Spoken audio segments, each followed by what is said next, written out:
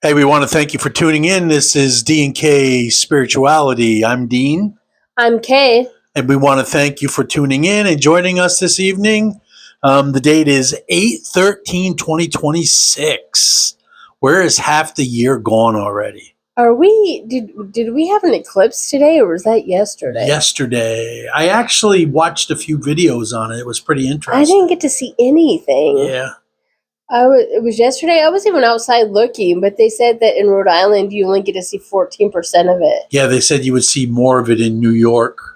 Really? Yeah. I don't know. But we're so close to New York, you think? I don't know. Yeah, right? You would think. I don't understand all that, but we also have 6 planetary alignments right now. And supposedly there was a meteor shower going on at the same time. Last night I almost wanted to go out and look, but Right.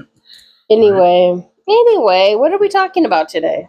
Anyway, so today we're going to talk about NDEs. Near-death experiences. Near-death experiences. I've always been fascinated with stories about near-death experiences. So let me ask you, in your opinion, and I know you know what these are, let me get your just on a near-death experience. Like, get my take on it? Yeah. Well, like, what is your understanding of an NDE? I think my understanding is that the soul leaves the body. Yep. And has an experience outside of the body. Yep. And then for whatever reason comes back into the body. Right. I happen to have an experience. Right. I will tell you right off the bat, I don't remember 90% of my experience. I know that I just have a feeling that I will know more later on. Yeah, I read an article about NDEs where it said some people, it takes them up to about 3 years to remember their... Really? Yeah. Well, I didn't remember mine until later that night. Right. When you had to leave the hospital because visiting hours were over. And I was just laying in bed, just thinking about everything. And I had a memory of being outside of my body. So yeah. I will tell you what I remember.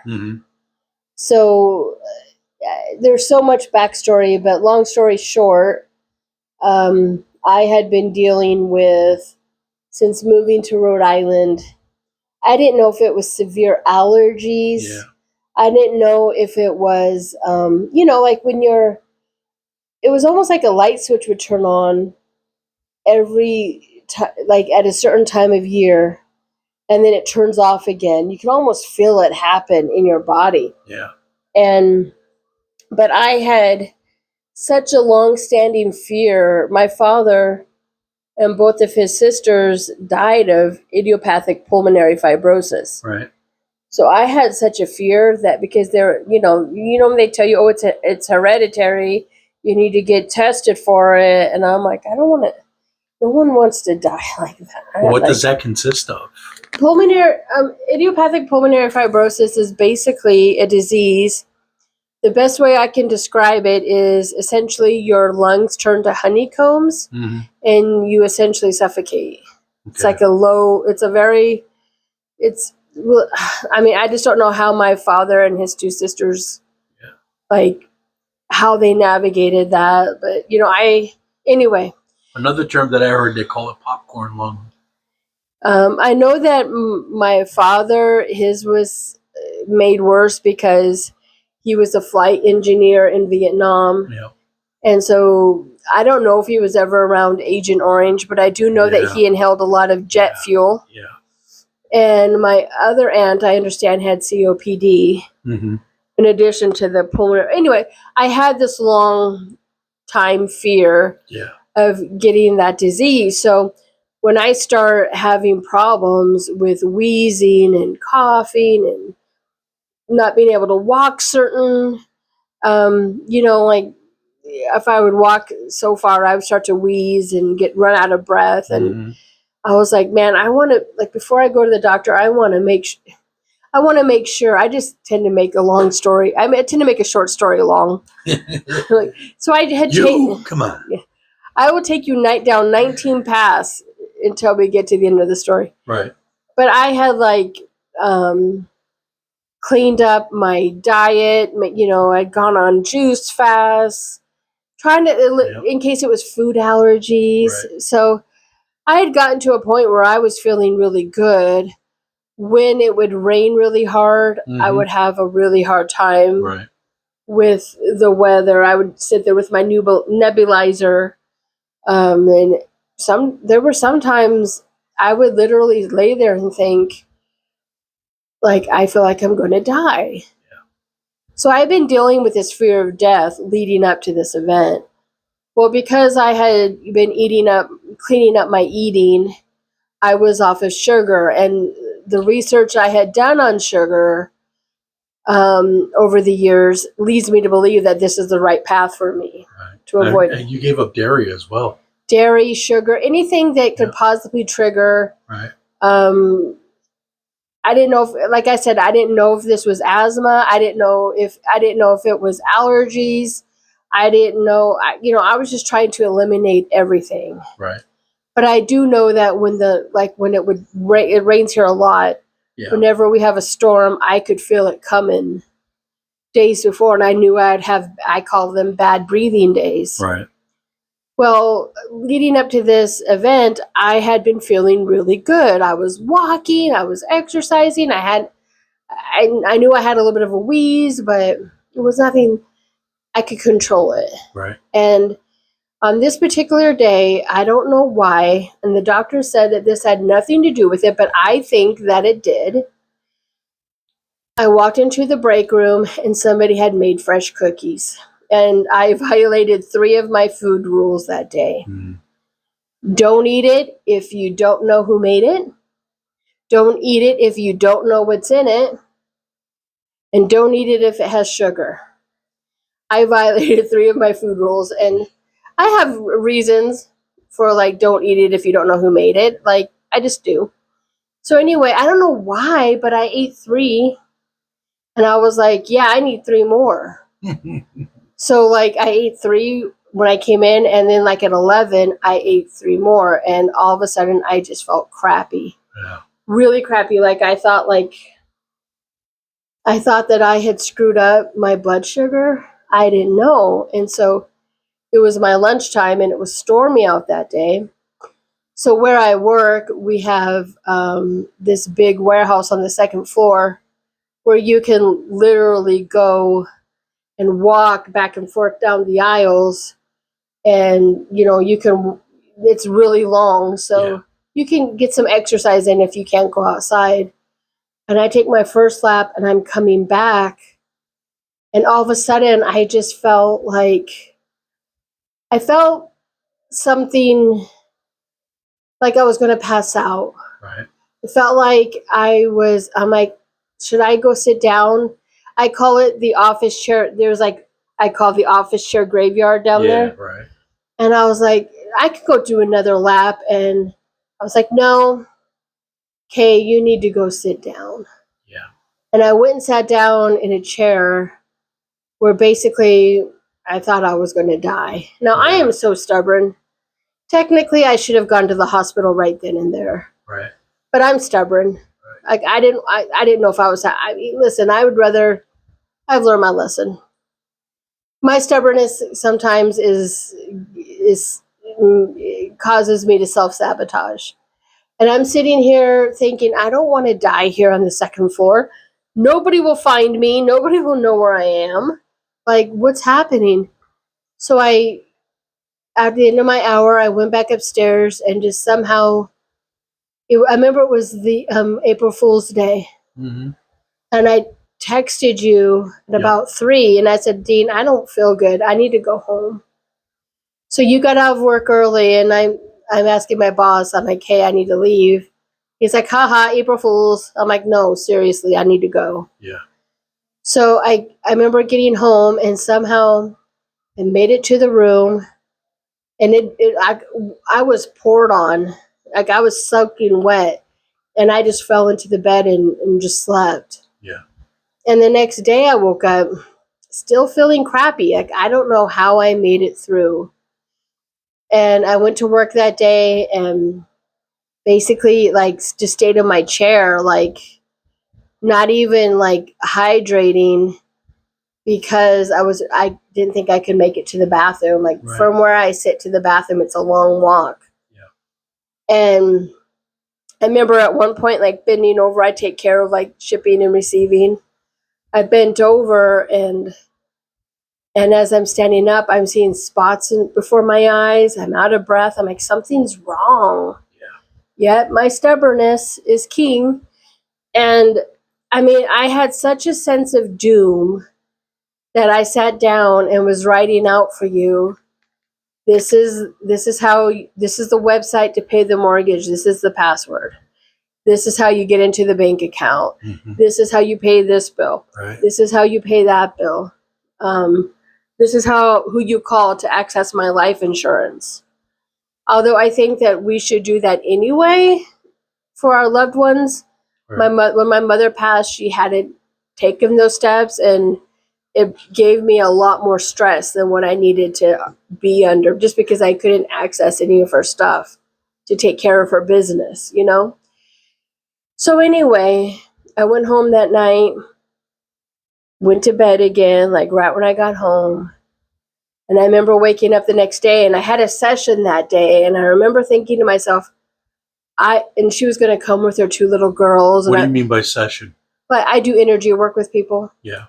So I had a young lady coming over who needed some help. Yeah. And her 2 girls were going to come over, and I'm thinking to myself, I need to get them like downstairs, and we had refinished our basement, so we have like an area down there where they could sit and watch movies, or they can play video games. Right. And I'm thinking to myself, I don't think I can. I don't think I can physically do this. Now, it was Good Friday, and you were getting ready to go to work. Yeah. And I remember when I woke up, I felt like I had a cramp in my leg, like in my inner thigh. And I have a vibration plate, you know, one of those things you stand on and it goes, you know. Yep.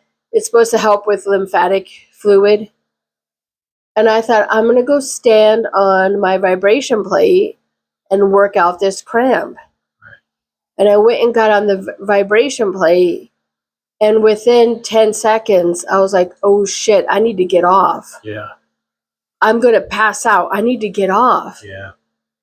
And I remember sitting down in the chaise, and, you know, you and I have had several conversations before. Like you've said to me continuously, let's just go get it checked out. Yep. Let's just go to the hospital, get it checked out, so we're not worried. And I told you, Dean, I promise you, when it comes the time that I need to go to the hospital, I'm going to let you know. And you came out of the shower. I mean, you were probably 20 minutes away from leaving. Yep.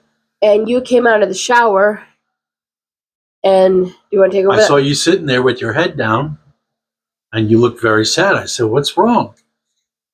And you said you didn't feel good. You didn't feel right. He said, yeah, I just don't feel good. Yeah, and in that, I think I was gonna suggest taking you to the walk-in. You said, I'm going to get dressed. Oh, yeah, and then we're going to go to the emergency. You were naked. Yeah. And you said, I'm going to get dressed. I'm going to take you to the hospital. Yeah. And in that, when I came into the room, I heard you pass out. I remember thinking to myself, I don't know if I can make it to the car. Yeah. No. Let alone walk into the hospital. And you literally, within seconds, you went from breathing to struggling to breathe to not breathing. After I passed out? Yeah. I remember thinking to myself, I was sitting in the chaise, and I remember thinking to myself, I am going to lose consciousness now. Yeah. I'm going to lay back so I don't fall down. And I remember as I'm leaning back to like recline against the pillows, I remember that's where I lost consciousness. Yeah. When you were breathing, you could tell that you were losing consciousness because your tongue was getting in the way of your breathing. Mm-hmm. Like it was just very like a strange sound that you were like, you could tell your tongue was getting in the way. And in that time, I called 911. Yeah. And then the 911 lady instructed me to try and get you to come back to consciousness. She's like, she's asking me all these questions. Is she conscious? Is she breathing? And I said, no and no. Mm-hmm. And then in that process, she dispatched the rescue to come.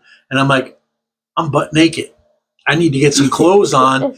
But I'm like torn in half because between all these different things you needed to do, between talking to her, getting dressed, making sure that I'm getting it. Like I can't imagine. I was in rough shape too. How that must have felt for you. Yeah. To be like, I mean, if you think about it like this, if it had been 20 minutes later, I would have left and you would have been by yourself. That would have happened, and I don't think I could even made it from the chase to my phone to let you know I need help. Yeah. I just remember. Now, I didn't remember what happened outside of my body until later. Right. So I will tell you the sequence of how I remember this. Right. So I remember coming, like, I will put it like this. When I woke up, it was very disorienting. Yes. Like I was disoriented. And the best way I can describe it is coming back into your body is a very jarring experience. Yeah. Coming out of your body is as easy as breathing. Yeah. It's not hard. It's not scary. Right. Coming back in, that's the jarring part. Right. That's the part that felt unnatural. Right. And I remember coming to, and I remember saying, what is happening, Dean? What is happening? Yeah. And then first when you opened your eyes, you screamed. Because I was there and you were like, ah! Yeah, that's the jarring part. That's how I knew you. That's the jarring part. Yeah. Like it is very unnatural to come back into your body. But I was able to just exhale when that happened, because what I experienced when you did lose consciousness was terrifying. Yeah, I mean, so I'm going to get to that part in a second. Yeah. I remember coming out of, like, waking up. Yep. And I can see on the walls all the sirens, like all the lights. All the lights flashing, yeah. And next thing I know, I'm surrounded by 6 paramedics. Yeah. And of course, I'm like, Dean, am I naked? And you're like, no. You were fully clothed. You're like, no, you're not naked. And I reached down just like to feel, to make sure I had clothes on. Yeah.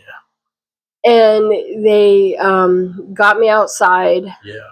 He's like, I'm going to run an EKG on you. I thought I was having a heart attack because he was like, once he ran the EKG, he's like, yeah, I can see a blockage on the right side of your heart. Yeah, in a sense, you were having a heart attack. Well, I was in heart failure. Yeah.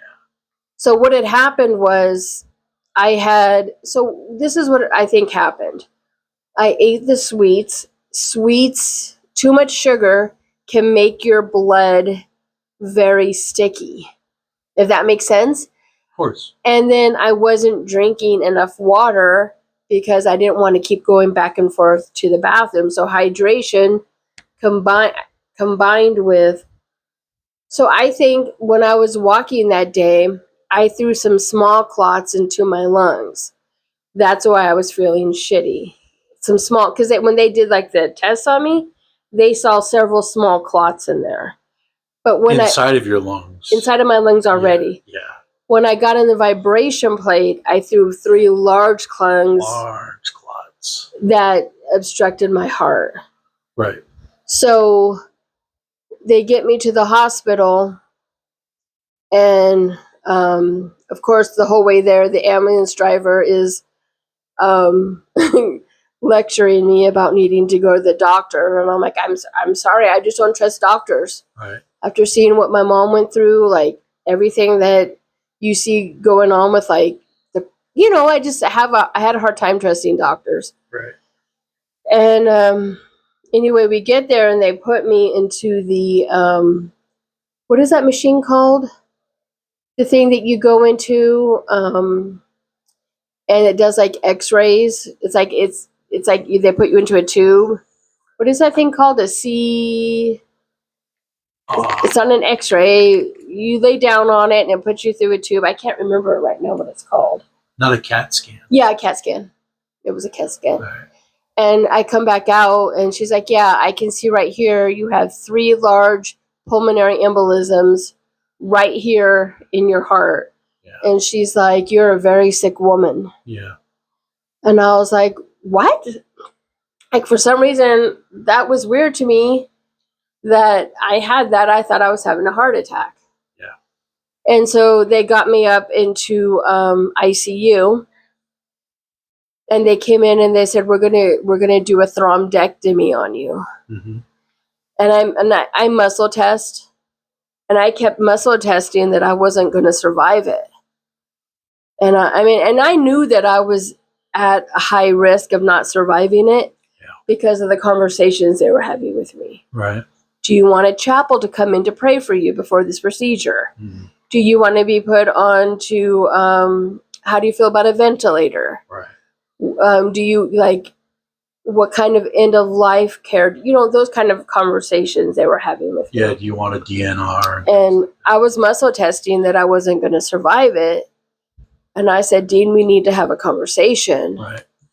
And you're like, no. And I'm like, no, I really need to have this conversation with you. And they get me down there and they get me all set up. And I'm still muscle testing that I'm not going to survive it. But what am I going to do? It's not like I can get up and run out, right. And this doctor came to me. I'll never forget him. Like, I notice as I'm looking out into the hallway, like 4 doctors are in a circle having a very serious conversation.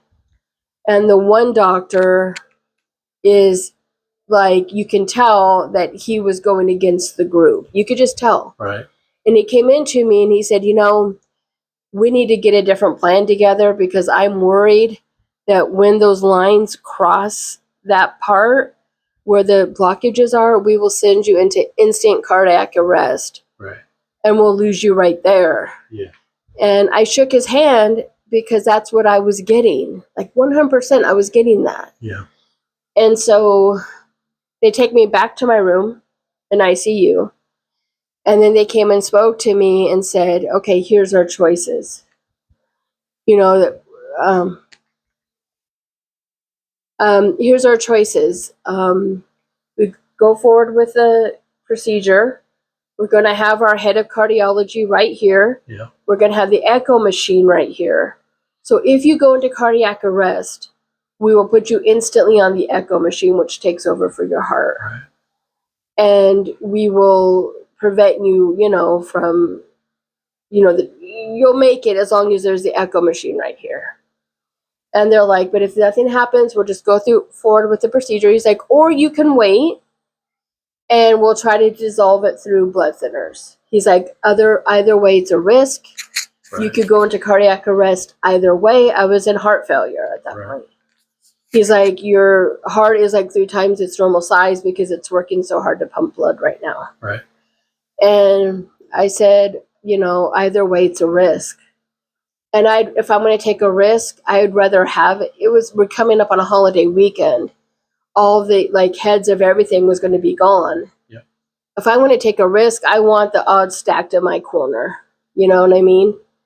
And here, everybody was on staff. They had a plan of action. And now I'm muscle testing and I'm getting a yes, I will survive. And I'm like, why was I getting a no? I trust my muscle testing. I trust it. If it's telling me no, I trust that no. Right. And later I was like, why was I getting a yes before? But then I know that I was going to survive it before. And then a yes later. But I think what the energy that had to shift there was them getting together and coming up with a plan. Yeah. So I remember laying on the table. They go through your thigh. They go through and they push a wire up there and then they suck out the clots. Yeah. And I remember they did the right side first because that was the most. That was the part of the heart that was. Are you okay? That was a part of the heart that was having the most trouble. And then as soon as they moved they had this big screen there. As soon as they moved it over, then I could sit there and watch the procedure. Right. And it was fascinating. Mm-hmm. It was fascinating. And they were like, "What? You're watching?" And yeah, it's fascinating. In the meantime, I'm in the waiting room, total wreck. And you're watching your procedure on TV. Yeah, it was. And then like they showed me, when they were done, they showed me a picture of these big ass clots that they got. I still have the picture in my phone. I have it too. Yeah. And I remember they asked me, like, "How do you feel now?" And I really did. The first thing I thought was, okay, it sounds kind of crude, but this is the way sometimes my sense of humor is kind of dark. But the first thing I thought was, "I'm back, bitches." Yeah. Because that's just, it's just my humor. And they said, "Well, how do you feel now?" And I said, "I feel like all the joy has returned to my body." Yeah. And it really did feel that way. Right. So they took me back up to the room. And at this point, they're getting to the place where you couldn't stay. We begged if you could stay, but they said, no, you had to leave. Right. Their hospital had a very strict policy about that. And after you left, I mean, I had like 13 hours of just me time in the ICU thinking about everything that had happened. Yeah. And now as I was laying there, I have this memory of being outside of my body. Right. As this was happening. And I'm kind of like, well, I remember this. I remember, if you can picture like say I was in deep space. I remember this part. I'm in deep space and I'm having a conversation with like a telepathic conversation. Yeah. And I can see off into the distance what I would describe as like a portal. Yeah. It looks like a round window with bright light behind it. Yeah. And I can see like shadows of what I just knew in my heart, like that my ancestors were there to greet me. Right. And I felt like my mother was at the front of the line. Like she's like, hey, like, you know what I mean? Like she was excited to see me. Oh, I digress.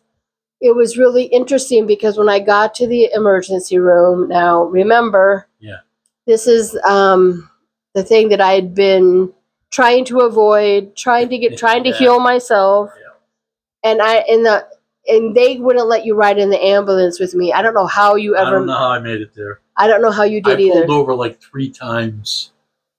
I was just like a total wreck. I mean, I feel like you went through more than I did that day.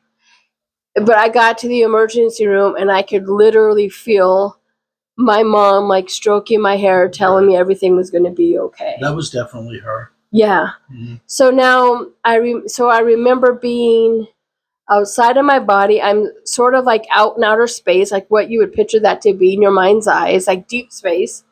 I'm having a telepathic conversation with beings that I'm thinking was probably my spirit guides, although I couldn't see them. Right. I was having a conversation in my mind with them, and they were telling me that I could decide whether I wanted to go back or if I wanted to stay. Right. And I remember kind of like part of me wanted to stay. Yeah. You know what I mean? Like it was so liberating not having a body. Right. Like you just felt weightless. Mm-hmm. And as I was kind of like, oh, I think I kind of want to stay, they showed me, so like instantly like that, I was like on the ceiling in our living room watching what's happening. But what's interesting is like I'm vaguely aware that my body's laying on the chaise. Right. But I have no attachment to that body. Right. What I'm paying attention to is what you were going through. I could hear your end of the conversation. I could hear what she was saying to you. And even weirder was I could feel exactly what you were feeling in that moment. Yeah. And in that moment, I could not bear the thought of me causing you that pain by me leaving. Right. And then I remember they showed me what road you would travel on if I didn't come back. And they showed me your path if I did come back. Right. And the path, if I decided to stay, your path was very short. Like if I decided to cross over, your path was very short. If I decided to come back, your path was very long. And like I know I made the decision to stay, but me coming back in my body was that quick. Yeah. Like there wasn't even a prepare yourself. It was, we're shoving her back in her body before she can change her mind. Because I think if I knew how jolting it was going to be, to come back into my body, I don't even know how to describe it. It's sort of like what you would imagine if someone took a paddle and put it on your chest and shocked you with electricity, and then you just came into awareness like that. Yeah. I remember just going like this, like something like that, right? That. Yeah. Like it was jolting, uncomfortable. I do not recommend it. It was very jolting. But kind of like a benefit of this whole situation is that, you know what? The worst has already happened. I faced death.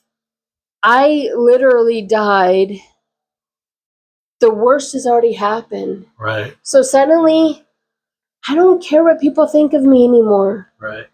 I'm going to put myself out there and be myself and show up. And I don't care if people judge me. Like in my past, I've always had spiritual gifts. Right. I've always been what they call, I don't know, I don't like to put labels on it, but psychic medium, tarot reader, whatever it is. Channeler, yeah. But I was always told that this was evil, that this was an evil practice. Right. And I'm like, I don't think that I would be created as evil. This is who I've always been. Why not just be courageous enough to be myself? Because the worst has already happened, and I'm still here, and I'm still okay. Right. Right? Right. So it kind of has given me the freedom to just show up and not care what people think. Right. So I'm actually grateful for the experience. Like I went to a really good hospital. It's totally turned around my opinion of the medical field, of doctors. The doctors that I'm under their care now are phenomenal. They have diagnosed me with weather-related asthma. Yeah. And have given me inhalers that I need. And I feel completely fine. I'll tell you what, it's good to see you back. It's good to see you where now you get to get some good sleep at night and you're not coughing and having to get out of the bed or switch positions or go to the foot of the bed or go out and lay on the Chase Lounge. It's good that you get a solid night's sleep. And I hear the way you breathe while you're sleeping, and I'm like, sometimes I have to check you to make sure you're breathing. Yeah. Because you're just breathing so freely. When like the attacks would happen, I would have to often go out to the chaise and sleep sitting up. Sitting up, yeah. Because it's the only way I could get comfortable. Yeah. But I remember, like, right before I went to my pulmonologist this last time, we had this huge storm come through. Yep. And I was struggling to get air. And he gave me these inhalers, and it's like, I feel good as new. Yeah. And then he did a test, and it's like, it's weather-related asthma. Yeah. I'm like, here I was so afraid that it was pulmonary fibrosis, that I had COPD. I mean, I have to tell you, like, I really have a hard time when I see people, because, like, I know what it feels like not to be able to get air. I know what it feels like when everything is, like, preventing you from breathing. Right. I had a childhood friend who had asthma that was triggered by cat hair. And sometimes I'd see his face so red and he'd be struggling to get air. Sometimes his mom didn't have money to buy him his inhaler. Right, right. Like, I never realized his suffering until I went through what I went through. You realize how much that steroid makes the difference. It really, I mean, listen, I'm not a huge fan of medications, but this for me is life-changing. It takes away all the symptoms. So like now, our grandkids are coming up to visit us over Labor Day weekend. Yep. We get to plan a trip to Salem, and I'm not worried about walking around Salem all day. Nope. We're going to go to Boston and to go the to the museum, and I'm going to be museum. walking around the museum. I am like exercising every day, not even worried if I can breathe or not. Yep. I just breathe, and I just feel like my zest for life is back. Yeah. I know that I mean, you're telling me that I was out for at least 6 minutes. 6 to 7 minutes. I can only remember the end of the experience, and I have tried to remember the rest, but what I hear in my mind's eye when I try to force the memory is it's not time yet for you to remember. I think it's going to be revealed over time. You'll get more and more of it. Well, I will say that even when I was muscle testing that day and I was getting a no that I wasn't going to survive it, again, I didn't remember that I had this experience until later that night. Right. Even then, I wasn't afraid. Right.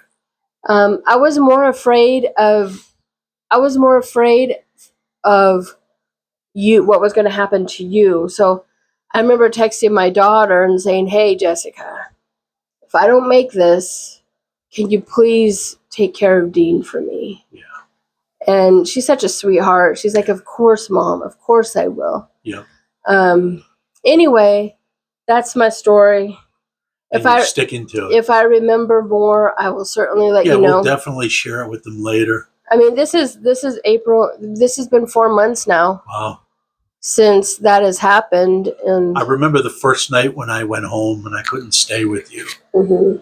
And I couldn't look at pictures. I just didn't feel comfortable in the house. I mean, that was the first time since we've been married that we've ever been apart. I know, right? Yeah. Other than going to work. Yeah. And I remember I was sitting in bed and me and Spirit were having a long conversation, and I was letting Spirit know that I was not happy with what was going on. And it just like the next day, like when I came to see you, and just like it was good news after good news after good news after good news. And basically, I just went and talked to Spirit like I would go talk to my father. Yeah. And say, "Hey, she's been through enough. You're not," I said it straight out, "you're not taking her. I'm not going to let you." He's like, "Hey, I had to push her back in her body." But I think at the end of the day, I'm grateful that it happened because I don't walk around with that fear anymore. Yeah. It forced me into facing my fear of dying. It forced me to face my fear of having that disease. And listen, what I was diagnosed with is manageable. Yeah. And so I think at the end of the day, there's life lessons in that for me. Definitely. Facing our fears, it's not always as bad as we think it's going to be. And if you remember, for quite a while there, we were saying that mantra about my lungs are healthy, my lungs are clear. We say it every morning. And we were saying it before that happened. I breathe freely and easily with no fear or anxiety. And then it just seemed like that happened, right? Mm-hmm. And now my lungs are healthy, my lungs are clear. I breathe freely and easily with no fear or anxiety. My heart beats healthy, my heart beats strong. It pumps blood through my body with no blockages all day long. So I am disease-free. The mantras work. Well, I think sometimes things work out not the way we envision them, but they work out the way they need to work out. I will tell you this, that before I met you, I had to deal with anxiety on such a huge level that I thought that I had dealt with my anxiety. I mean, I think what we have learned through this is that there's no such thing as, oh, I'm completely healed and it's only love and light. I think we're human beings. We go through different layers of healing. Like, you're never done working on something. That's my belief. You are never done working on something. Yeah. And I remember thinking, okay, well, I've dealt with my anxiety.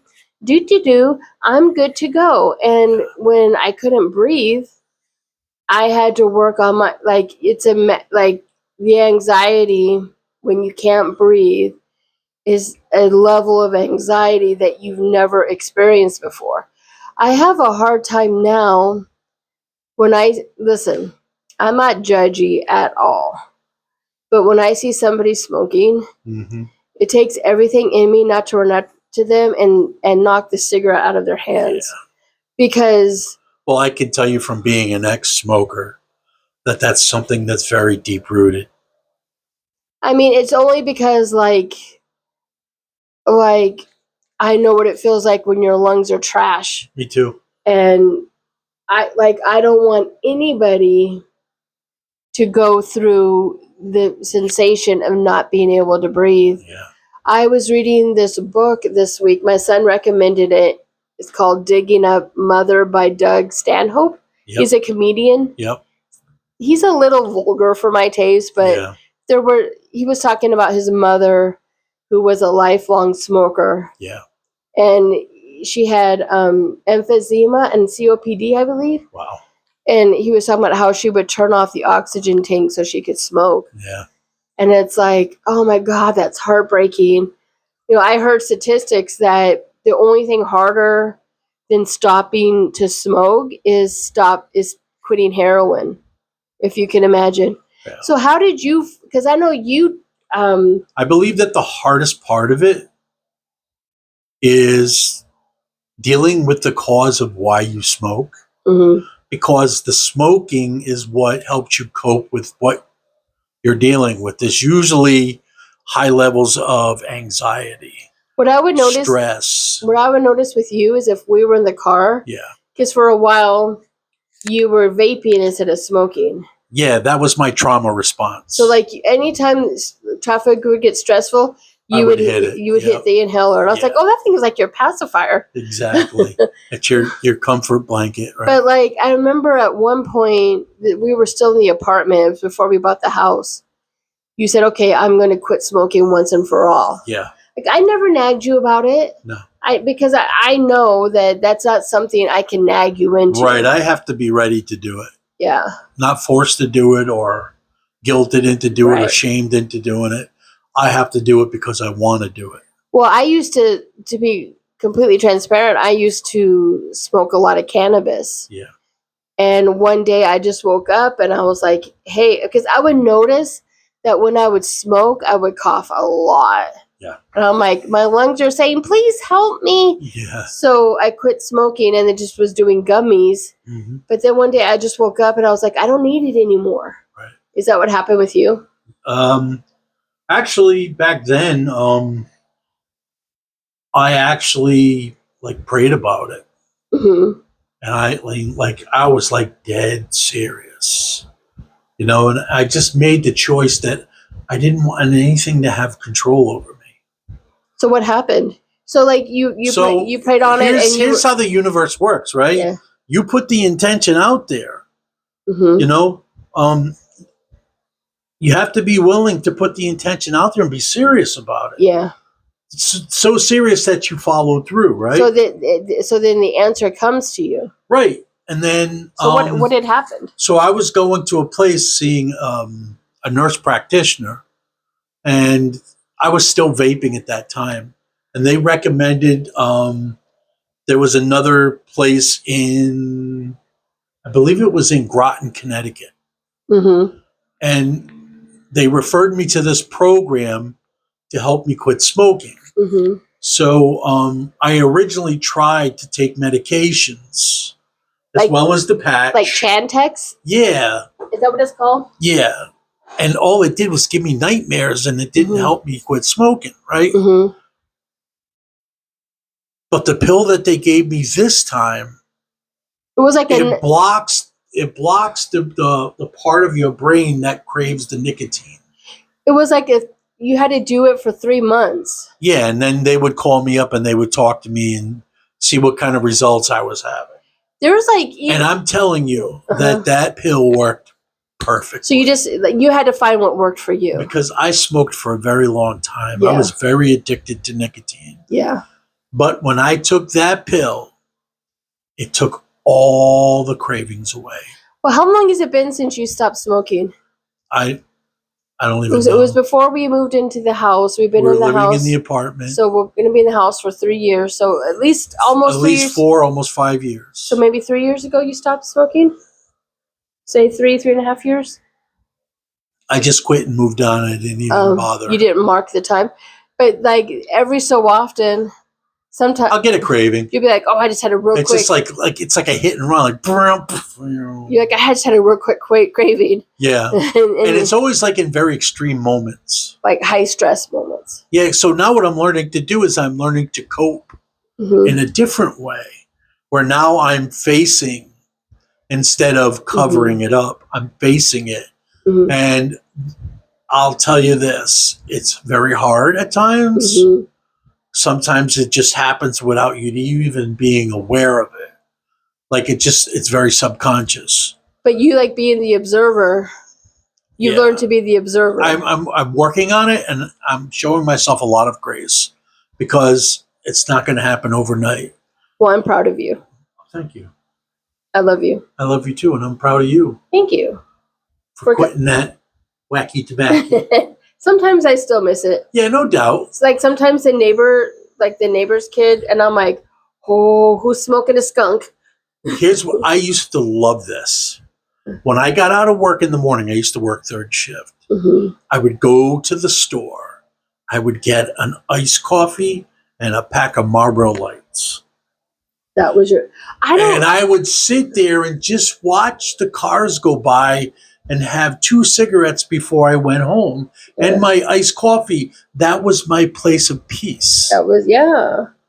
So now I had to learn how to replace that with something healthy. That was my place of peace, and that's you. Oh, you're like, I'm going to sit here and smoke you. I'm going to smoke you. What I don't understand is how people can afford to smoke. Like, have you seen the Most people can't afford to smoke. It's the addiction is so strong. It's just like a drug addict will go out and sell everything he owns to have money to buy his drugs. Well, that's really sad. Nicotine is a drug. Yeah. It's a very strong drug. I didn't foresee this conversation going this way, did you? I kind of like it when we just sit and talk. Yeah, but it's just spontaneous, so. Sometimes in the mornings after we do our stretch, we do what we call a Thai stretch every morning. Yeah, I created a system called Thai Stretch, and I implemented it in the mornings, and we do it just about every morning. Not very much on the weekend because we've got a lot of things that we're doing here. We're also doing mentorship with somebody, and we're working on building up the the other aspects of the business. And my wife is an amazing tarot reader, and she does tarot readings like you wouldn't believe. And, thank you. We do tarot parties. We do home investigations. We do home cleansings. We do energy work, psychic medium, channeler, you name it. Like we run the gambit. So, it's like on the weekends we just kind of take it easy, kind of chill a little bit because we need to get a little bit of rest. But sometimes in the mornings after we do our Thai stretch, we'll be like, okay, we can't get into these conversations right now because we got to get ready to go to work. We'll be late for work. Yeah. But anyway, thank you for letting me talk about my near-death experience. Thank you for sharing. It's my pleasure. I'm hoping that somebody out there that this story will help them. Like open up a conversation. Yeah. I think it like as we go, like as we're progressing, more and more people are talking about it. Sure. I definitely believe in the long run we'll probably interview other people who have had NDEs. And that would be so cool. Exactly. You know, like you never know the what is it? The sky is the limit. Sky is the limit. Well, if you've had one comment, we'd love to hear your story. Yeah, we want to thank you for tuning in and taking the time to spend time with us. We wish you all have a good night. I think our next podcast we should talk about how words are casting spells. Sure. Yeah, words are spells. And the difference between casting a spell as well as cursive. Yeah. Cursive writing is actually a sigil. Tomorrow night. Sure. It's a date. Tomorrow night, we'll be here. Come and join us. We want to say good night. We love you. Peace. Bye-bye.